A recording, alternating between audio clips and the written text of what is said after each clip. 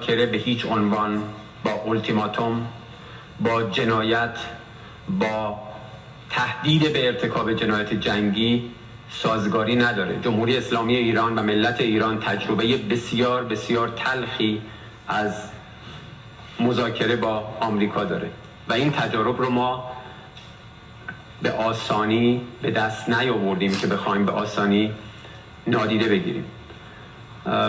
همونطور که باز عرض کردم و تأکید میکنم، در شرایطی که دشمن ما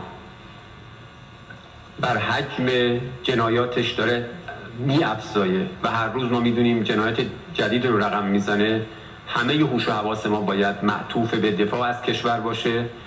قطعا هر کشوری که به هر نحوی به ارتکاب این جنایات کمک بکنه، مشارکت بکنه، باید پاسخگو باشه در برابر، اگر عضو دیوان بین‌المللی کیفری هستن در مقابل دیوان بین‌المللی کیفری، اگر نیستن در چارچوب‌های ملی قطعاً باید پاسخگو باشن. بدانند همه کشورها که هر گونه همراهی و همکاری با آمریکا در ارتکاب جنایاتش به عنوان جنایات جنگی و جنایت علیه بشریت